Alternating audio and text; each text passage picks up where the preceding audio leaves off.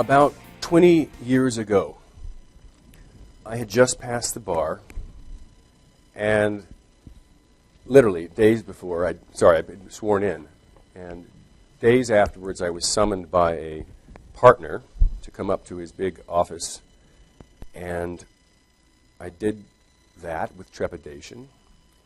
When I got there, he sat me down and he said, "I've got a hearing tomorrow, and I'd like you to do it."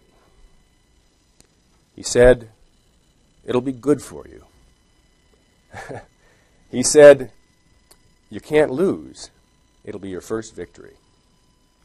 Needless to say, with that, I went downstairs to the library, and this is the days when they had libraries, and I opened books, and I researched, and I shepherdized. And I read and copied in triplicate, highlighted the interesting parts, the important parts for the judge and for opposing counsel, put them in manila folders with the little tags on them for each issue. And I had a stack about that high by the time the sun came up. So I went early to court because I had nothing else to do. And I sat by the courtroom door because it was locked. So I sat there on this wooden bench, plopped my folders down, and as I sat there, looking at my feet, I heard this kind of click, click, click down the marble hallway, and I looked, and there was this old man, and an old man kind of slowly walking towards me. All he had in his hand was a legal pad and a pen in the other hand. And as he approached, I could see he looked just like Wilford Brimley. He had a big white mustache, and he was in a kind of a disheveled tweed jacket. And he walked up to a door, courtroom door, that was just a few feet away from me, but not the one I was going into. And he tried it, and it was locked. So he looked around, and he came over and he sat near me.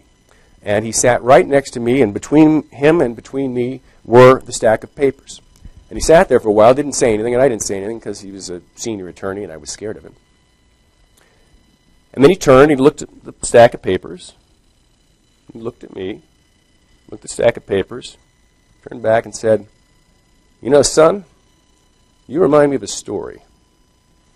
Once upon a time, long time ago, there was a young lawyer who had his first hearing, and he prepared all night.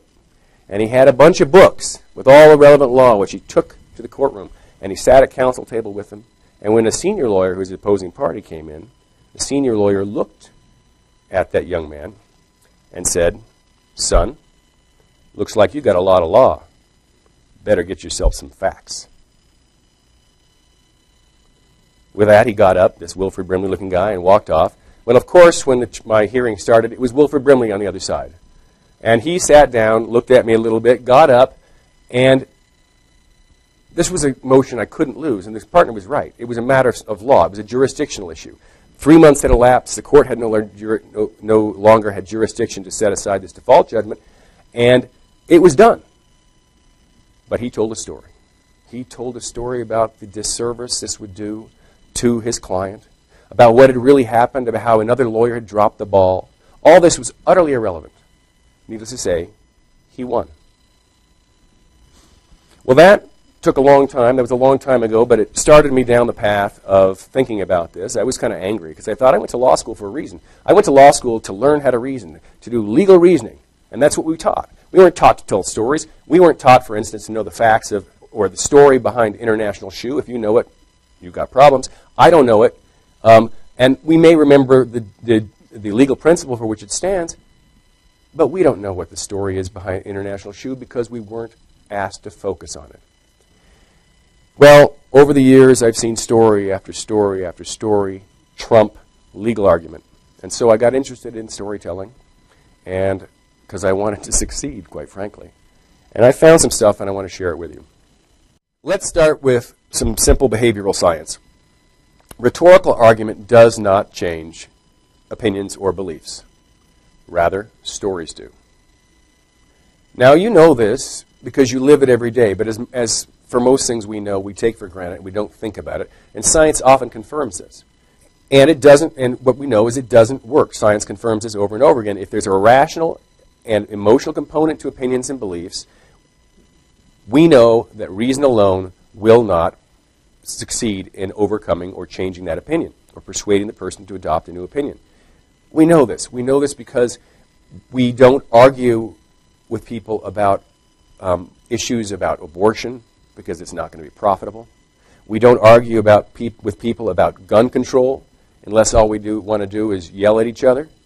We don't argue about people about gay marriage because it's going to, and by argue, I mean use rhetorical arguments. I use formal analytical tools. We don't do that much because it does not change beliefs. As I think it was Thomas Swift said, you cannot reason a man out of a position when he wasn't reasoned into it in the first instance.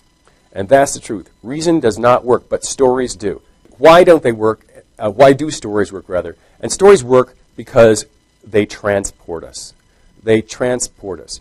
They reduce formation of counterargument. And let's think about this. When you talk, if I'm telling you the story of Goldilocks, you don't say, oh, no, no, no. I beg to differ for 3 reasons. There were not 4 chairs. There were not 3 chairs. There were really 4. And here's the proof of that. You don't do that. Rather, you listen and you are transported into the story. Nor do you scrutinize the message to say, well, I don't know. I don't know. I don't think that's right. I don't know that I trust you. I don't know that aspect about the chairs being too hard or too soft, that doesn't ring true to me. You don't do that.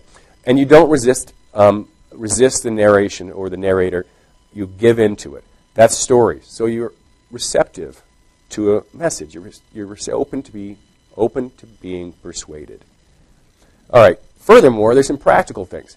You have the option, the experience rather, of processing information more quickly, remembering it better, and understanding it more clearly. So you have the fact that you're open to information because it transports, and the fact that you can utilize and recall that information more effectively. Story, not argument. Furthermore, in story, belief is the default state. What does that mean? It means when I say, once upon a time, you don't say, aha, I'm ready to get 4 points to prove that he's wrong. No. In fact, when I say it, I'll say it again. Once upon a time. I bet more than half of you experience a relaxation and a moment of receptivity because we're trained that way. Once upon a time. That is and you're ready to believe what's told to you in the story because that's how we're trained. Now, another thing that's important is that in a story, the listener helps the teller, or the reader helps the writer. How? They fill in gaps. They take the gaps that we don't put in narrative, and they use their common experience to fill in the gaps, making the story richer and investing their own experience in that story. They invest in the story. It becomes their story. Again, they remember it better. It's richer. It's a richer tapestry. And they have a stake in it because they've created the story in part themselves.